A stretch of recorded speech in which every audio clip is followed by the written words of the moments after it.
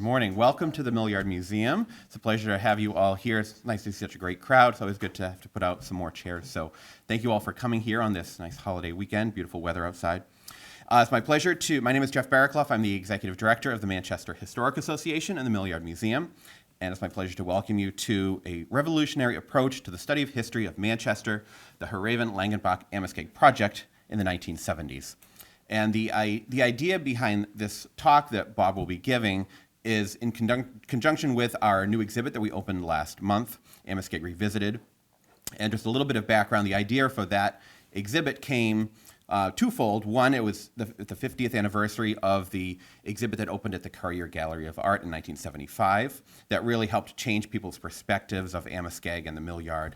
And we also received a very large donation of photographs of negatives that Randolph Langenbach, the curator of that 1975 exhibit, took during the beginning of the late 1960s of the Millyard, of the before urban renewal began and then while urban renewal was happening. So we had this amazing collection of photographs, and we wanted to showcase that and really honor the work that Randolph Langenbach had done for Manchester. Bob Perreault, who I'll be introducing in a moment. I know many of you know him. He's a real expert on Manchester history, specifically Franco-American history in Manchester. And he worked with Randolph Langenbach and Tamara Hareven on their oral history project, which he'll be speaking about today. And he spoke at the exhibit opening and spoke about his role there. But there was much more to say, so we wanted to have a full opportunity for him to talk about what was going on in that Amoskeag project that he worked on with Tamara Hareven and Randolph Langenbach. So before I call Bob up, I just have a few things to announce, some other events that will be upcoming that I hope you'll avail yourselves of. First of all, I hope you all have a chance to visit the exhibit. I know some of you were in there early, but please check out the exhibit before you leave here today. I would also direct your attention to ladies who are working on a tapestry in the middle of the gallery right out here. This is part of the America's Tapestry project that is being put together for the America 250th celebration beginning next year. They are producing the New Hampshire panel of America's Tapestry, which will eventually have 13 panels, one for each of the original colonies. And once they are all finished, they will be going around the country on display. And so we are hosting the creation of the New Hampshire panel here at the Millyard Museum from now until April, when it will be finished.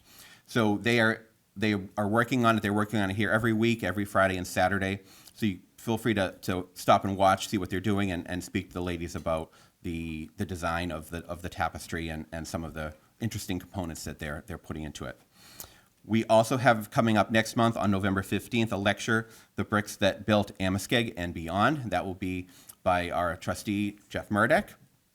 And then we have our holiday open house coming up on Saturday, December 6th. And will be fun activities for the whole family. Santa Claus will be here, and we'll be having an American Girl tea party for some our young people. So please, hope you can come and join us then.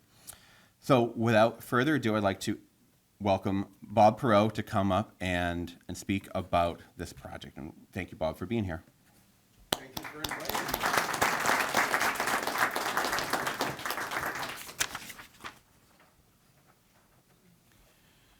Well, I am thrilled to see all these people. I never expected so many people to come, because this talk is not about the Amoskeag. That's always attracts a lot of people. This is about the backstory of the Amoskeag project. So we're going to be talking about research methods and that sort of thing. And there will be 2 slides that you're going to see. So this is not a slideshow. This is not my regular humanities talk, which has about 70 slides or something like that. So you're going to learn about the background behind this book and how it was made. How many people have read this book? So a few of you.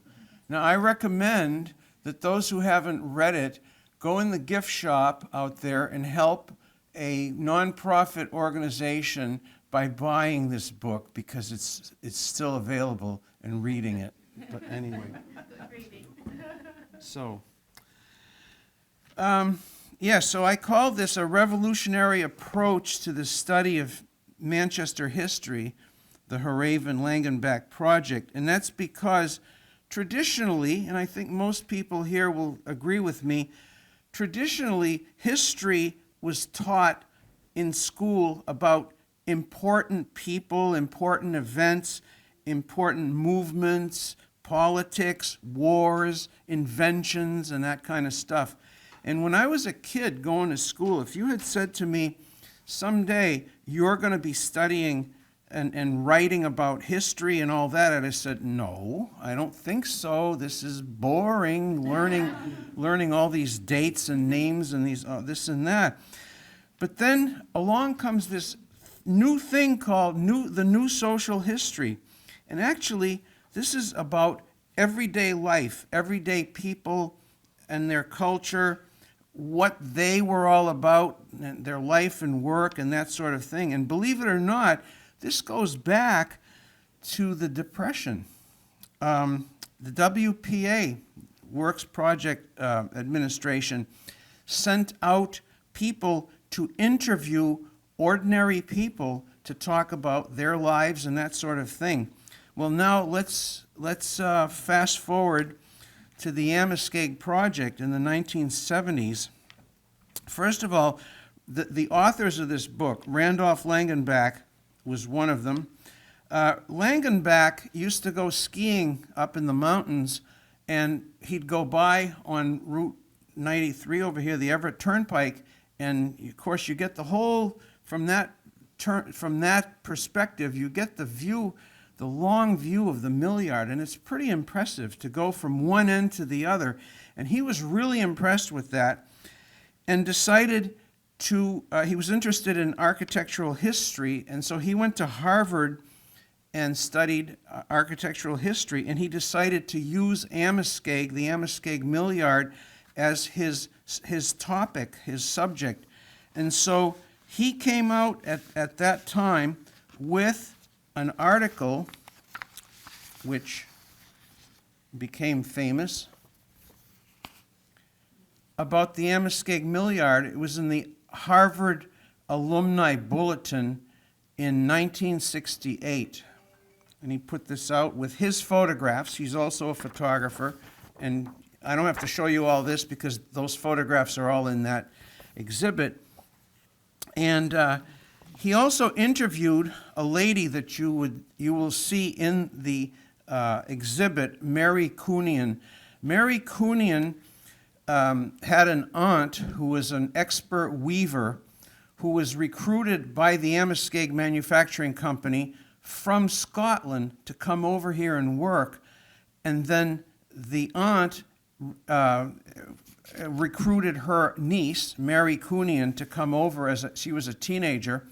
So she came over here in 1900 and had lived in the corporation housing, the same corporation housing as her aunt, from 1900, and in 1969 she was still living in that corporation housing, and Langenbach interviewed her and photographed her, so you can see her photograph there. And then she died. And at the same time, as Langenbach is trying to help preserve this, because he's saying this Millyard is so unique. It's not like other Millyards in other places. You know, you go to places like Lowell and others that were mill towns, but you know, you got a few mills here, a few mills there, but here it's all in one place, all along the river. It was really, really unique. And so he eventually met up with this woman named Tamara Hareven, professor at Clark University, who happened to be studying, she was involved in family and work and the relationship between family and work and immigration and how all of these things interacted with each other. And so she decided she wanted to do something about the Amoskeag workers. And so the two of them eventually got together and decided to start a project called the Amoskeag Project. And of course, as I said, we're going back to this new social history. This is what she was into, and so she wanted to be interviewing people who worked in the Amoskeag Mills. Now, the Amoskeag Mills closed in 1936, which means that in the 1970s, anyone who worked in the Amoskeag Mills had not worked there since 1936. So we're talking about people, you know, and senior citizens, obviously. So, also because this Mary Coonian had died, that's one thing, but then at the same time, as Jeff mentioned before, urban renewal was coming to Manchester, and they were tearing down mills right and left. So he's thinking, wow, these people of that age who worked in those mills are dying, and now they're tearing down the mills. We've got to do something to try to preserve what's left. Now, at the time, we weren't sure that all of these mills, in fact, the one we're in now, it's still here, and they tore down between a third and a half of the mills. And so at the time, they thought, well, if they tear them all down, that's a whole part of Manchester history, and American history, if you want, that's going to disappear. We've got to do something to document it. And so that's why they created the Amoskeag Project. Now, the project itself was housed in what was then the Manchester Historic Association's only building, the one up on Amherst Street, Amherst and Pine, just opposite, diagonally opposite the city library. And they have in their library Amoskeag records, including the between 68,000 and 75,000 individual employee files of the workers starting in 1911. Prior to that, now Amoskeag had been around since the 1830s, but they had not kept records like this. But what was happening is, see, they had many different mills, and people would come to work. They'd go to a particular mill and ask for a job, and sometimes it worked out, and sometimes it didn't. And what would happen is bosses from the different mills, because it's all the same company, Amoskeag Company, would talk to each other sometimes, and one would say, oh, I had this guy that I had to fire him because he was stealing cloth or stealing tools, or he was incompetent or whatever. What was his name? One give his name to this other guy, and the other boss said, geez, I just hired this guy this morning.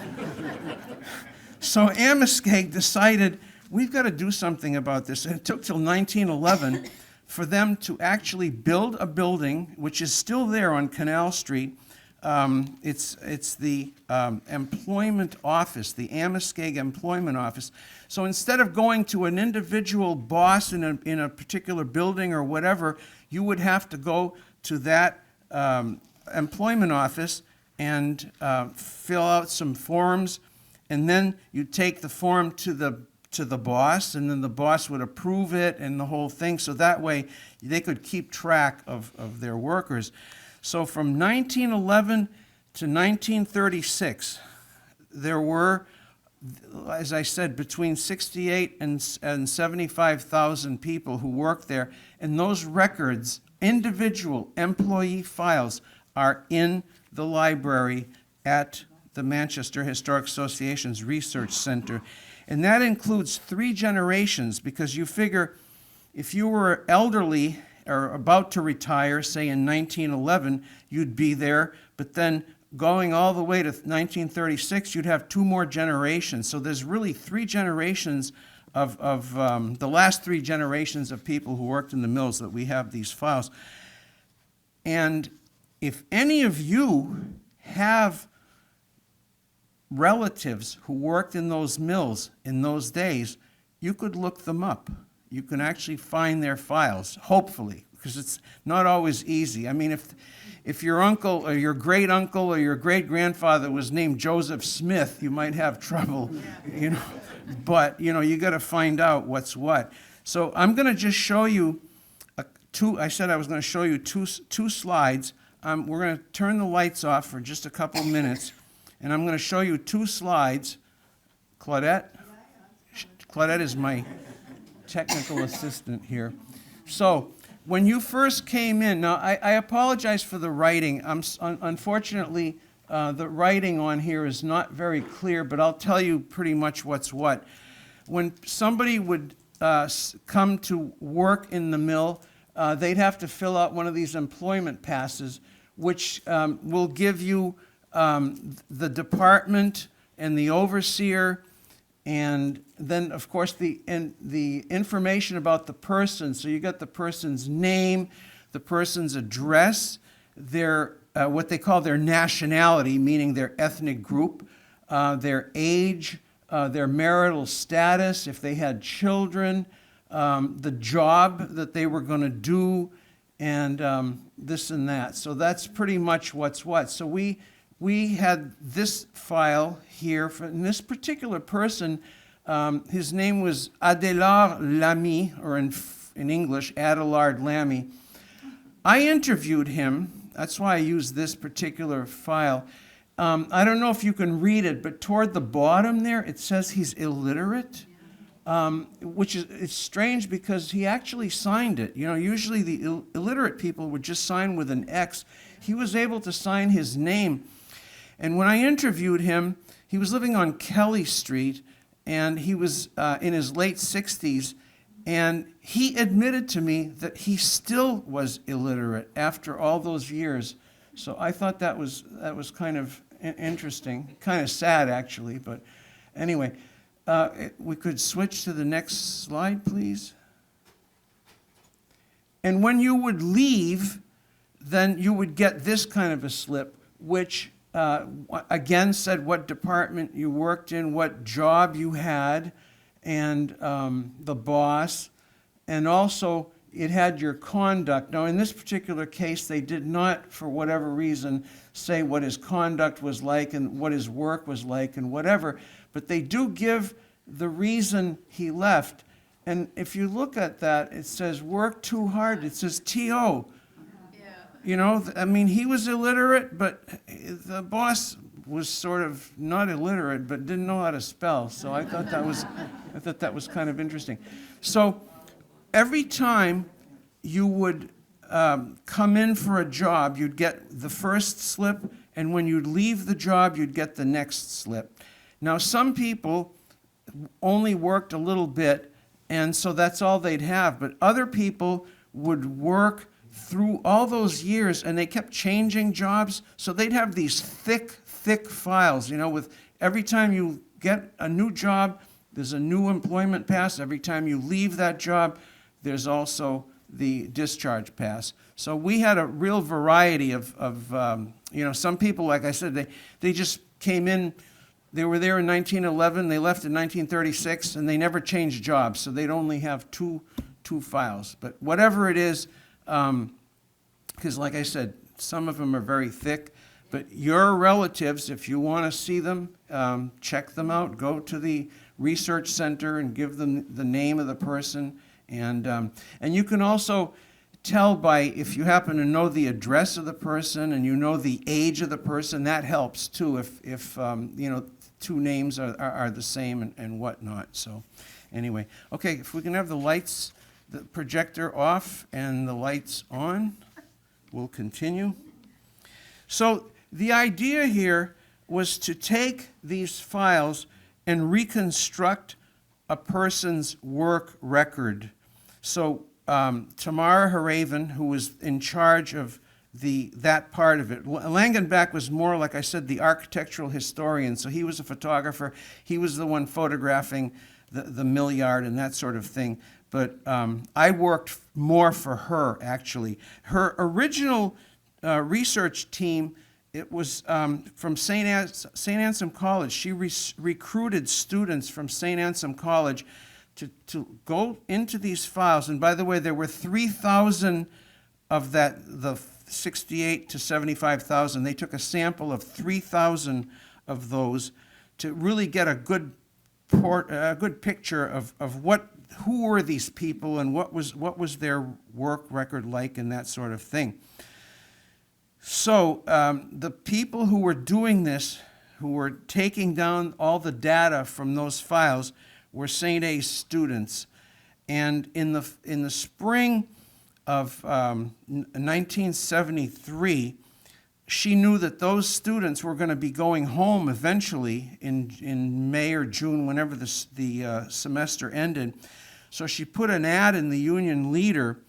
And at the time, I had just graduated the previous year from St. Anselm College, and there's no connection here at all. I saw this ad, and it just said research assistant, and I was a sociology major there, and I thought, well, why don't I just apply for this? Because this was in 1972 when I graduated, there were not a lot of jobs in that field. And so I had worked in the movie theaters in Manchester, and I went back to working there. I had been an usher, but now I was a janitor. So I was cleaning the theaters at night. And in the daytime, I had found this little job working in a daycare center and whatnot. And my mother was saying, he went to college, and now he's mopping up the theater with his diploma. That was what my mother said. So I applied for this job, asking for a research assistant, and that's all it said, research assistant. Apply, and so I get this phone call, please come down to the Manchester Historic Association. So I did, and I had put in my resume, don't ask me why I did this, but I speak French.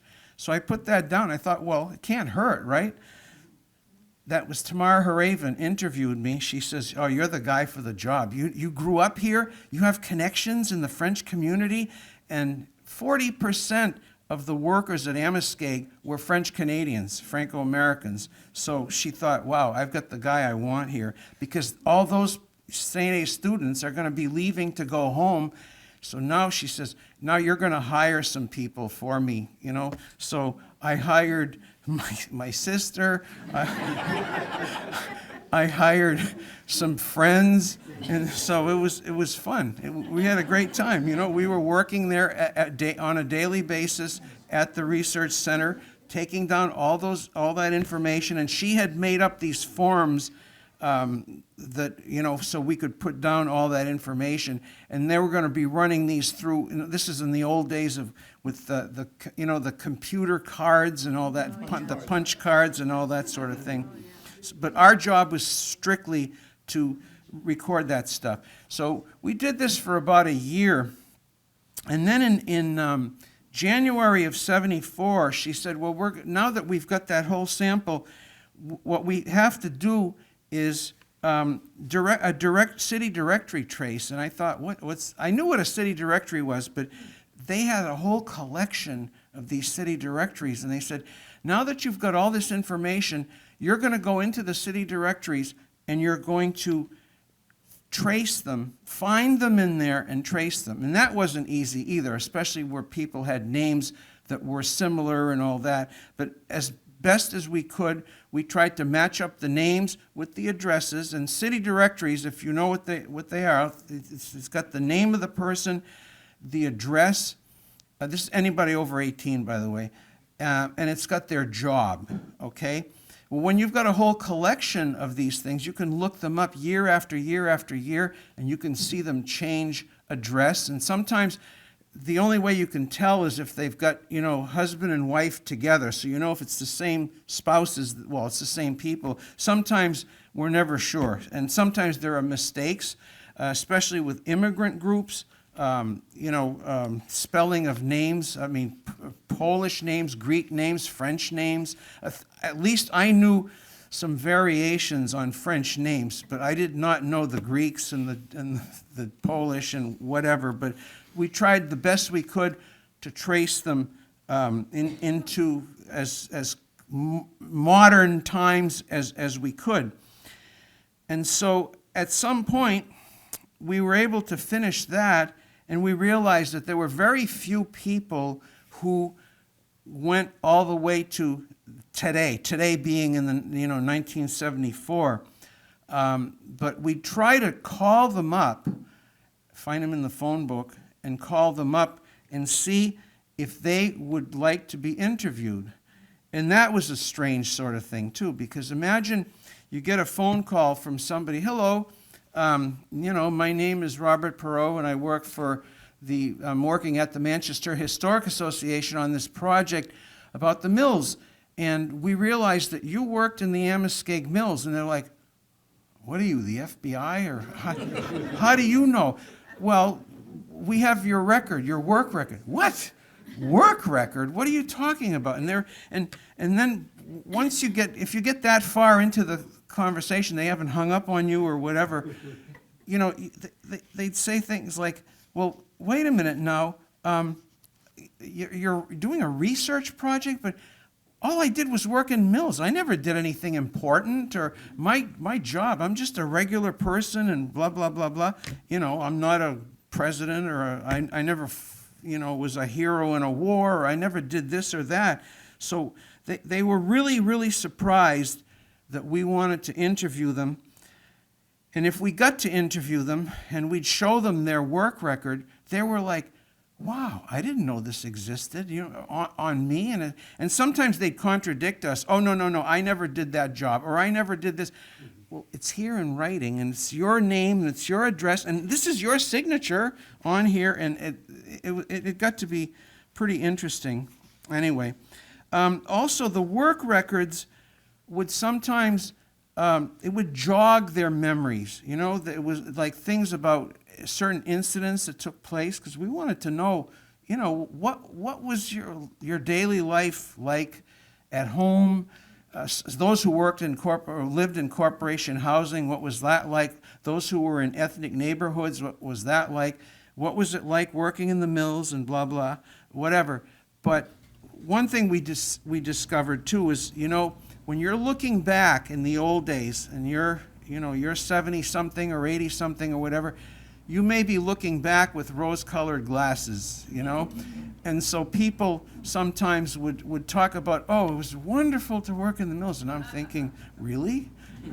Really? Because I know people right now who work in the Chicopee manufacturing company where they're making gauze for the Johnson & Johnson company, or they're working at Wambeck, or they're working at, and for them it's like, oh, they just can't wait to get out of there, and someday I want to work in some other place or whatever. But these are people who said, I worked there for 40 years or 30 years or whatever, and I loved it, and it was nice. And others, who said, no, it was horrible, it was drudgery and whatever. But what else was there? There was, I unfortunately I didn't have an education, and so I had to work there and whatever. Now, one of the things, as I said, was there were very few people who were still alive, or it's still, that we could contact. So Tamara Hareven decided we should probably try to go beyond the sample, if to get more people. So how would we do that? How would we identify these people? They're not in the sample, whatever. And I said, well, I know one solution. I said, I know we had at the time 8 Franco-American parishes, 4 on the east side, 4 on the west side. I said, how about if I contact them and ask them if they could put in their church bulletin a little ad that just talks about the project, and if anybody worked in the mills, would you please contact us, and we'd like to interview you. And I said, they'll trust us, because if it's in the church bulletin, right? So, and from there we branched out into ethnic organizations and senior citizens. We had at the old what used to be the Warren Motel at one time on Merrimack Street, there was a daily luncheon thing for people. Elderly people would go there. It was the opposite of Meals on Wheels. This is where senior citizens would come and they could eat. And so we had gone there and found tons of people who had worked in the mills, and they were willing to talk. Once they understood what the project was about, they were interested in being interviewed and whatnot. Now, I had no training in this. I mean, now we're getting out of the whole thing of just copying data from the mill records and all that. So Tamara said, well, I will teach you.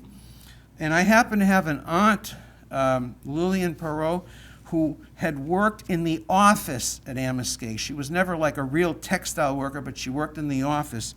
And so she says, let's go interview her.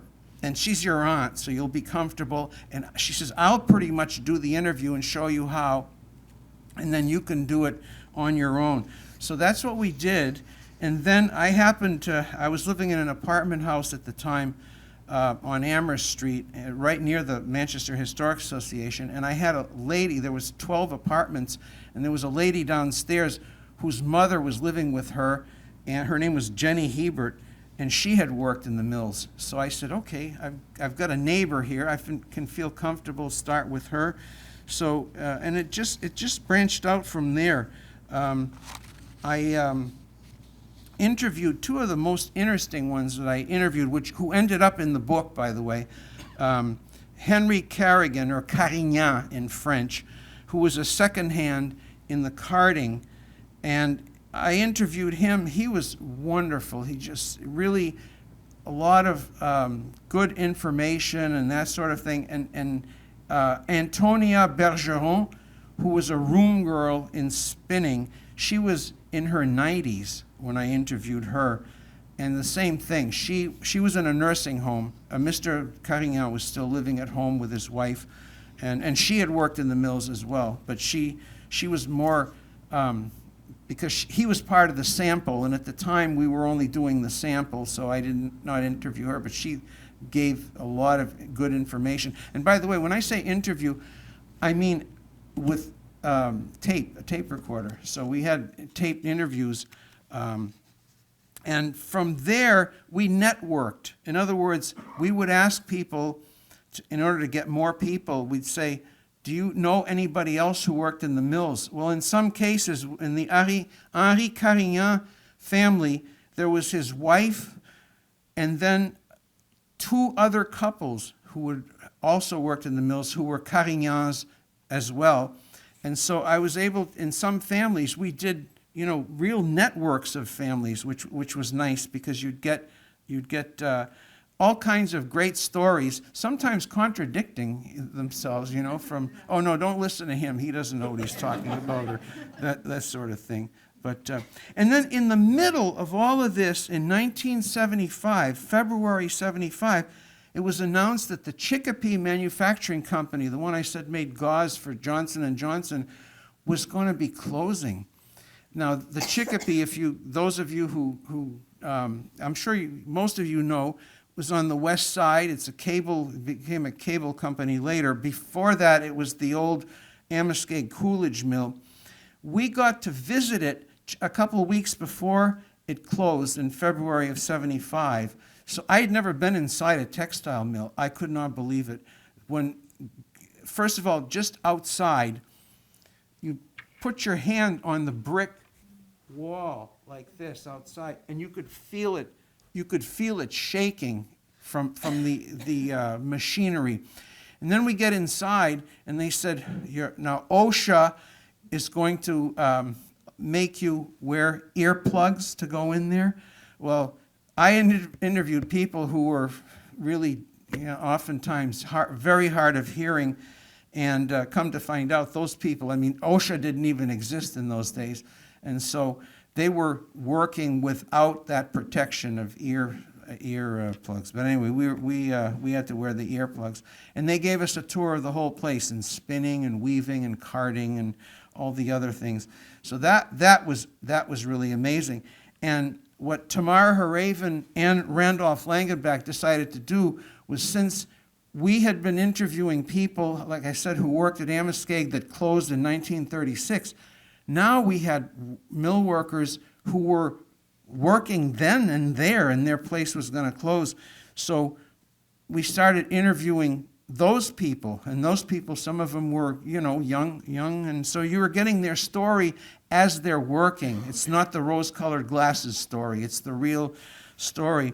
And you'll see pictures of some of those people as well in the exhibit, because Rand-Langenbach decided to photograph them right there in the mill. So that was nice. We had a really, we were very fortunate to have that. And eventually, later that year in '75, that's when we had the famous Amoskeag, A Sense of Place, A Way of Life exhibit, the original exhibit from because what you see here today is a fraction of what was at the Courier Museum. Now, this is interesting because the Courier, people think of the Courier, and in those days it was called, by the way, the Courier Gallery of Art. Today it's the Courier Museum.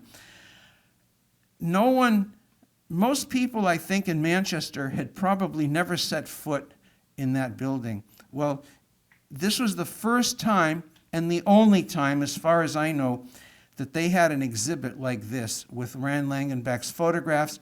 And by the way, Langenbach, when they were demolishing mills, he would salvage pieces of mill. And I mean pieces. Machinery, even a stairway. There was a spiral stairway, and some of the gates, those wrought iron gates, and architectural stuff. In fact, the Historic Association still has a lot of that in storage now.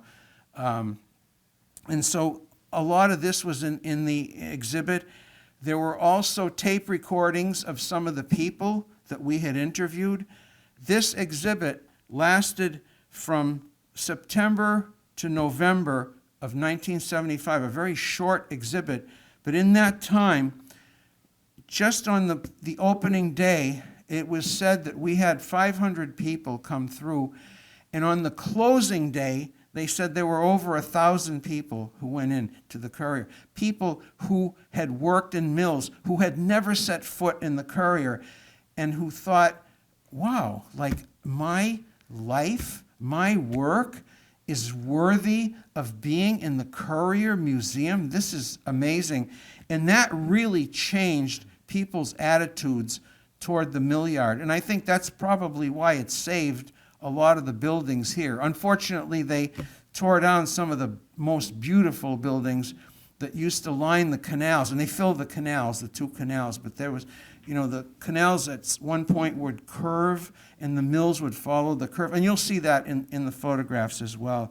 So that exhibit, I think, really changed people's attitude toward Manchester history. And then, by the way, this was not only going on here, it was going on in a lot of other places. Now, I did, in all, they did a little over 300 people who were interviewed. I did roughly 120 of those interviews, and 50 of those interviews I did in French. And Hareven's team, she had a team down in Massachusetts. I said she was at Clark University.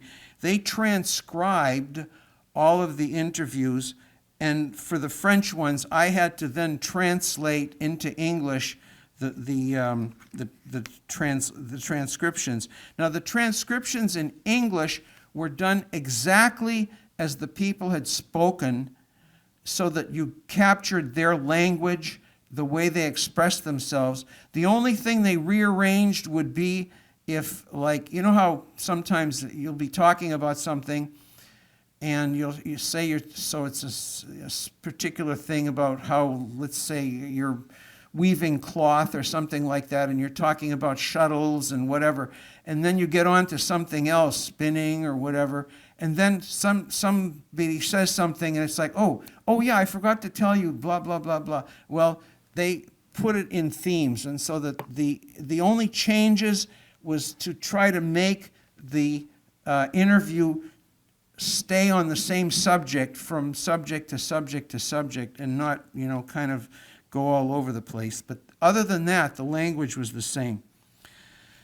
So I interviewed, other than the French people, I interviewed Americans, Yankee people, who obviously their language was English, Irish, Greeks, Polish, Scottish, Swedes.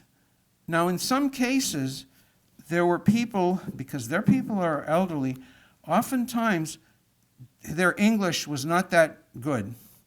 And some didn't even speak any English at all. Now, Amoskeag had a way of keeping people together. They'd put, in this corner of the spinning room, all Polish people. In this corner, it's all French people. In this corner, it's Greek, whatever.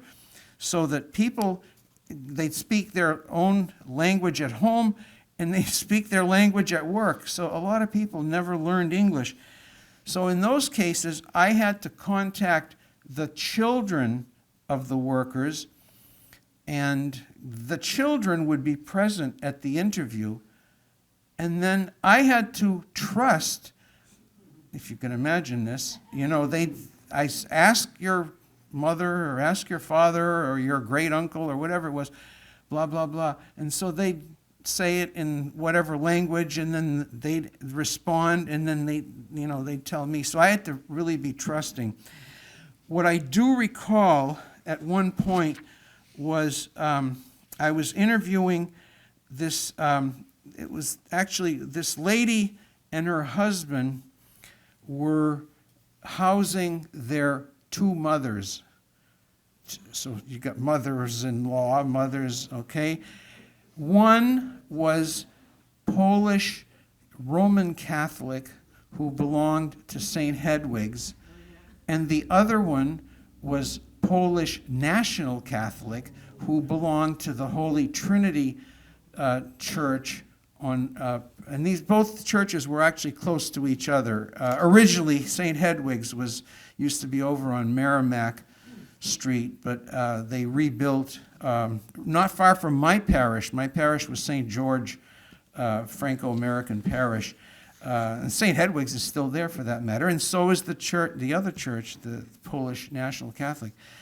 So I, very naively, because I was only in my early 20s, I said, could you ask them what's the difference between those two and why they belong to the particular one that they do? And the lady said, she looks at me and she says, if I ask that question, I'm going to have to move out of here because that is going to start the biggest feud you ever saw. So I didn't get my answer. I eventually did get my answer, and it's a long story, and I won't even get into that, but whatever. So another controversial topic was the strike of 1922, that the Amoskeag, down south, there were mills as well, and obviously that's where cotton was growing, and the slavery at one time, people relied on that. I don't know how many people who worked in the mills here in the north ever thought about that because Amoskeag did have wool, but it was mostly cotton. What was that like to be working in a place that exploits slavery? Because that's what they did. That's where the cotton came from. But anyway, they were able to produce cloth a lot less expensive down there. So they were competing. The North was trying to compete. And in order to compete with the South to get prices that, were profitable, they would do things like increase work hours while at the same time dropping the salaries of people. So Amoskeag was known as the strikeless company because they had a program of paternalistic services for the people. They had the playground for the children. They had medical and dental for free for people. They had a textile school where you could actually learn a new skill so that you could rise up in the company, that sort of thing. They had a baseball team. They had in fact, they're the ones who built what it was called back then Textile Field. And if you know the stadium, Gill Stadium, that whole thing kind of looks like a mill, the window shapes and all that sort of thing. So this was a way to keep people's loyalty by treating them nicely, and it was really benevolent dictatorship. It was, to try to keep them in line and all that. Well, by 1922, things, especially after the war, after World War I, everything went back up because there's a lot of production during war, so that was okay. But then after the war, it went back to what it used to be, and so Amoskeag decided in February of 22 we're going to reduce wages by 20%, and we're going to up the work week from 48 to 54 hours. And so they said, no, that's not going to work, and we're not going to work. So they went on strike from February 13th, 22, all the way into November. So for 9 months. Now think about this. 17,000 people worked in those mills in a city of close to 80,000. That's a lot of people. If you didn't work in the mills, somebody in your family did, or your neighbors, or you could not be not connected to Amoskeag in some way. It paralyzed the city and whatnot. So, and people were either for the strike or against the strike. And I interviewed some people. I remember one lady in particular who I had asked her, I said, do you have anybody in your family that I could interview besides yourself? And she said, well, I got this, I forget what it was, a sister-in-law or something like that who worked in the mills. But she was against the strike. We haven't spoken since 1922. And this was 1975, 74, 75. They hadn't spoken all those years. And I met several people like that who were divided over the strike. And also, there were two more strikes in 1933 and 34 that were violent. The ones in 22 were not. That strike was never violent, but in 33 and 34, the militia had to be called in to try to keep the peace and whatnot. People sometimes confused the strike, the different strikes, and some even confused the closing in 36. This was the Depression now. The Depression, obviously, things really went bad. And Amoskeag, after the strike of 22, it was never the same. That's one of the things people have said, those who remembered correctly said that, let's say a woman weaver would have 4 looms. Now she had 8 looms, and she wasn't getting any more money or whatever. And they started to downsize and downsize and downsize. I said 17,000 people during the strike. By 1935, in September of 35, they were down to 2,000, from 17,000 to 2,000. That's how bad things were. And by the way, if you hear this myth, they closed the mills on Christmas Eve, it's not true. They closed the mills in September of 35 with 2,000 people working.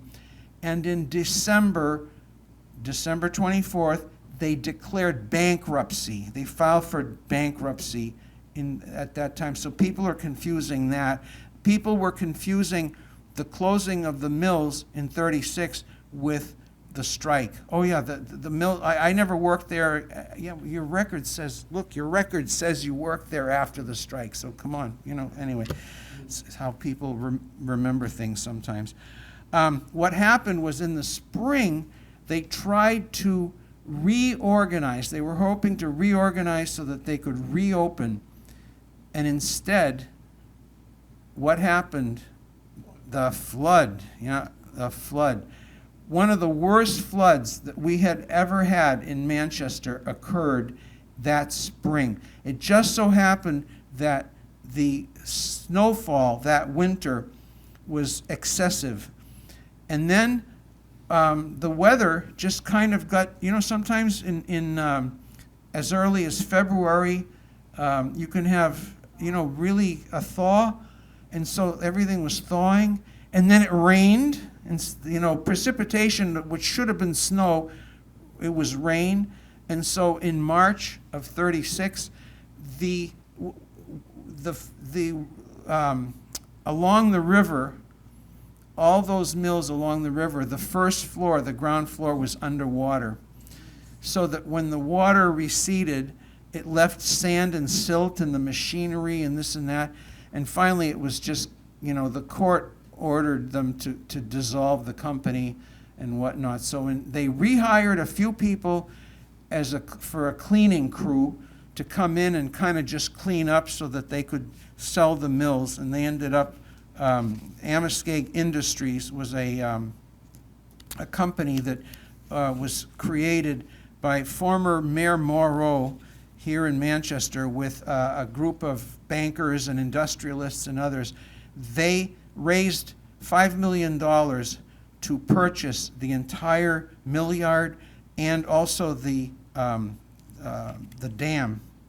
So they sold the dam to Public Service Company to generate electricity, and then they resold all the buildings individually to different companies so that one large company could not control the city the way Amoskeag had controlled the city. So anyway, the book, Amoskeag, Life and Work, you have that? Don't read that. I'll tell you why after. This book came out in 1978. Does anyone else have this book? Okay. All right. It's not the same as the other paperback. It's a different book. Why do you say it's not the same? Well, you said not to read that. You said to read that. Yeah, but why did I say it's... I didn't say why. No, you didn't say why. And you don't know why? No, I haven't finished it yet. You haven't finished it. When did you buy this edition? Yes, I have that book. A friend of ours gave it to us Recently, in the last couple of years. and you still haven't finished it. No. Okay, well, I'll give you an example. Did you know, according to this book, that St. Augustine's Parish is on the west side? Oh, it's very inaccurate. So I'll just use that example. Now, if you buy this book, which is the paperback edition, and you look at the copyright page, at the very bottom, it says, "We are grateful to Robert Perreault and to Elizabeth Lessard for alerting us to errors in the first edition of this book." So that was just one error, okay? Now, I still love Tamara Hareven, but I'm sorry, she had this attitude that I was just this kid, working for her, and I had a BA in sociology, and I had asked her, I said, could I read the manuscript? Well, she says, I have scholars from Harvard and other places. They're going to do this. Well, do you think the scholars at Harvard knew that St. Augustine Church was on the east side rather than on the west side? So when she had her publication party at the Historic Association, people had bought her book and they had read it and they're lined up. And she thought they wanted her autograph. And they said, on page 129, I never said this, or anyway, whatever. So afterwards, she said, Bob, I need your help. She was, I mean, generally speaking, it's okay. It's just that the devil is in the details, and that's what it was. And I think she realized that she should have let a yokel local like me read it. And Elizabeth Lessard, by the way, anybody who knew Betty Lessard, she was the librarian in the research center, which is now the research center. At the time, that was the museum. Betty Lessard was born in 1922 and she died in 1997. She was a walking encyclopedia on Manchester history. She lived Manchester history, and I respected her, and everybody respects her, those who knew her and worked with her.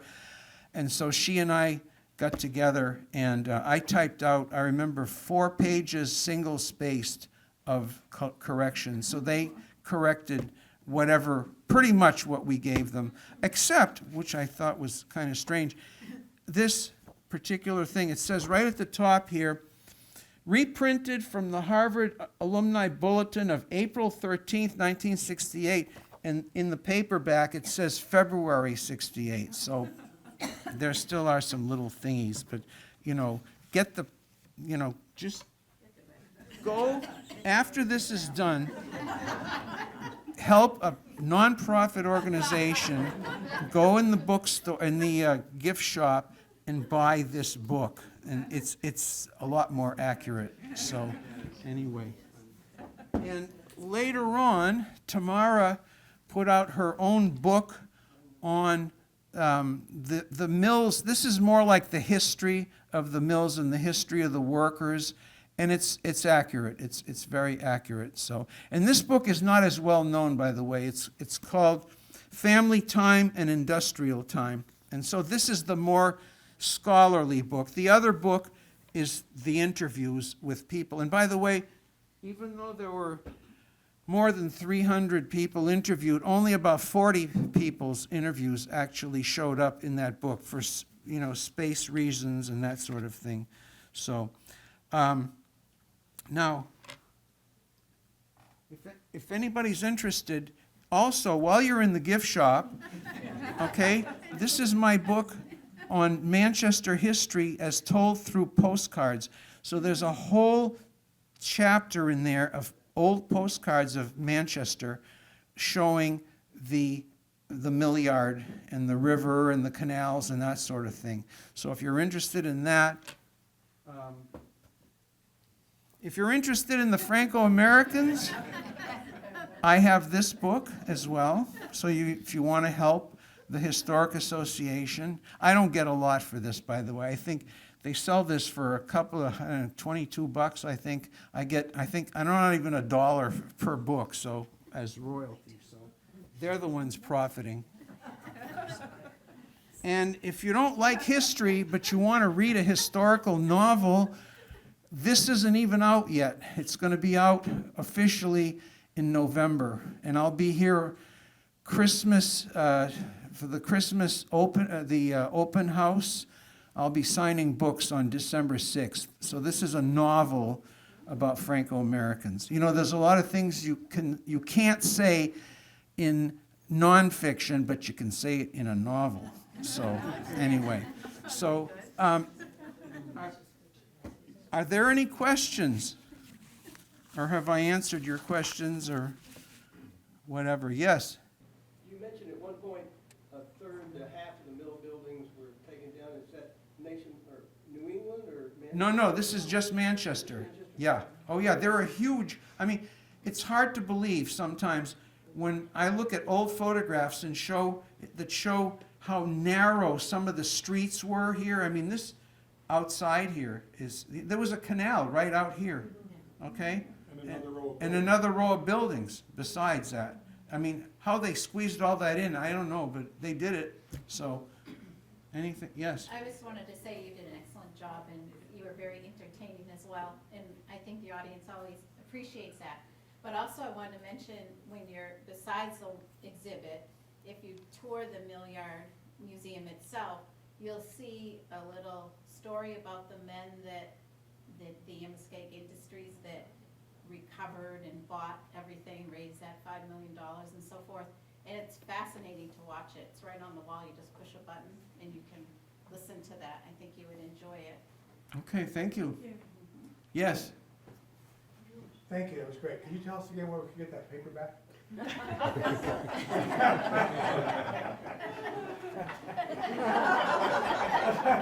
After this talk, if you go in the gift shop of this museum, you will find this along with my two of my books.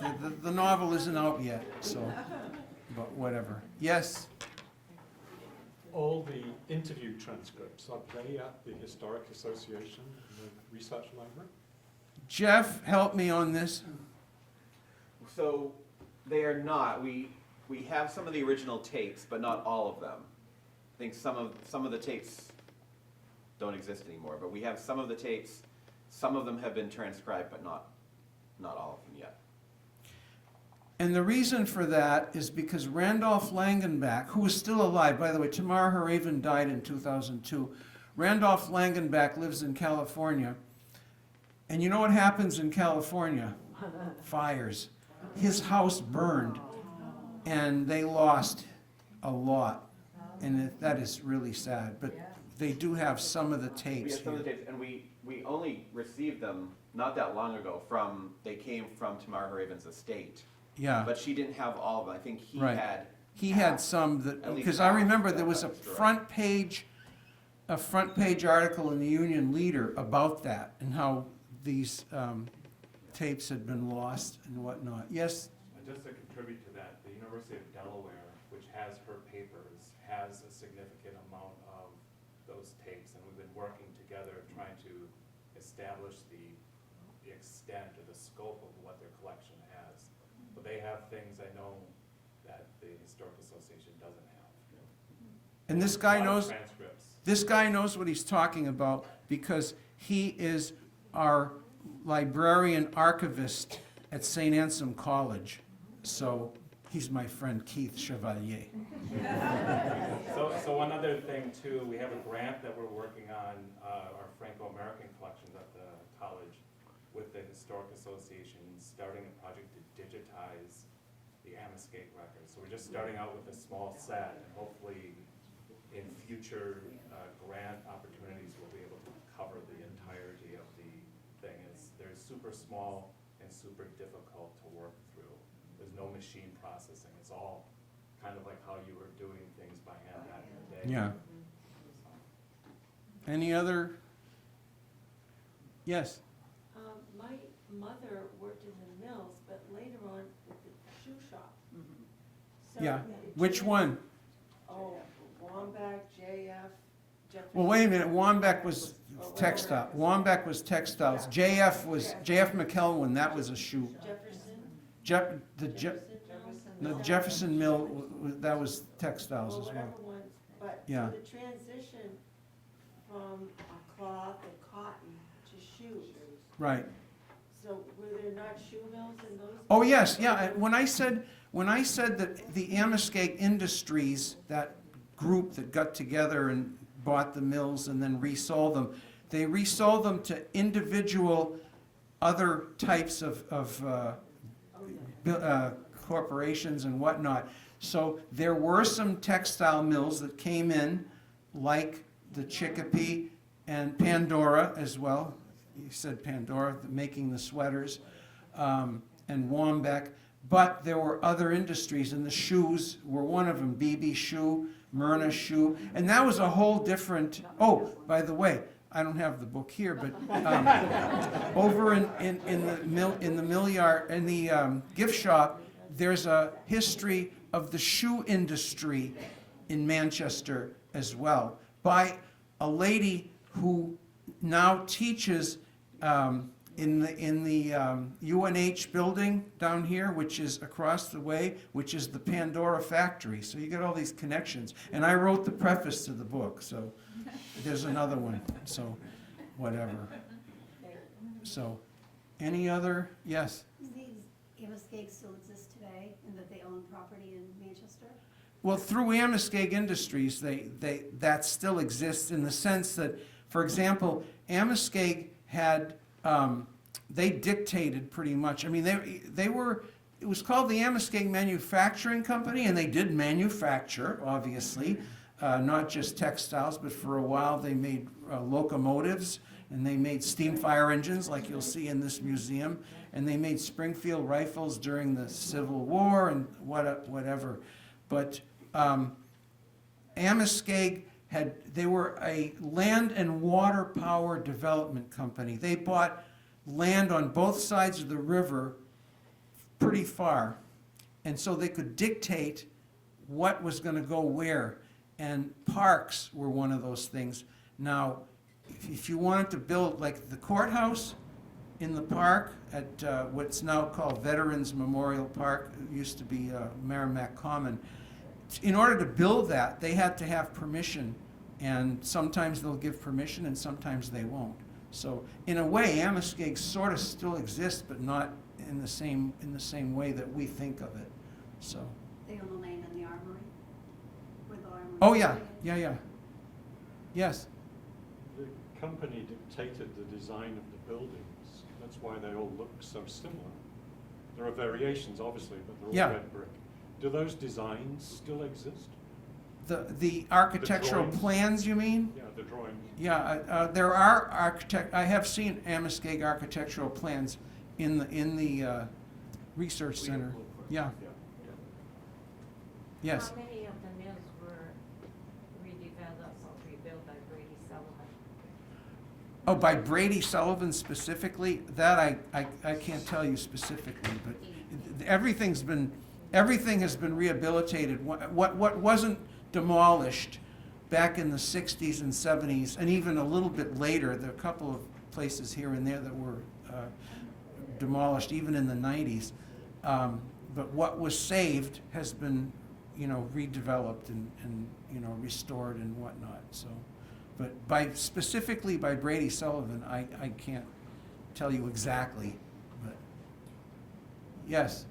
Has there ever been discussion about improving access to the interior of some of the mills? Here we can get in the basement of this mill, but you can't get onto what was originally a weaving floor or a spinning floor.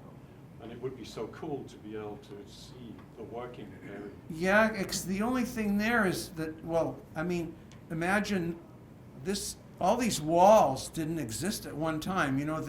If you want to see a gigantic spinning room, and you'd have to see that, or a weave room, you'd have to see it in old photographs. Most of these have been completely reconfigured. So you've got restaurants and you've got all kinds of buildings. Oh, by the way, another thing I forgot to mention, habitant Pisu. Right down, and there's a picture of that as well. In fact, I just finished, I got an article that's going to be coming out in a Quebec City, it's in French though, Quebec City periodical, because one of my classmates, Bob Morin, his grandfather was one of the founders of that company. And so in Canada first, and then they came down here, and Bob's father, Gilles Morin, ran Habitant Pisu here from 1938 to 1938, that's just perfect time. The mills closed in 36, that building was closed, it was sold in 38, and they made soup there till 83. Well, because I just toured one of our areas that we store things, and they actually have a can of the soup still there. So just trying to think how old that soup is. Yeah.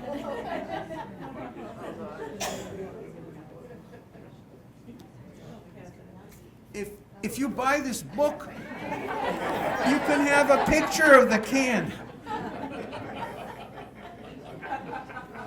How's that? Well, I think I should close this because I think we'll be here all day if I keep asking questions. So, thank you.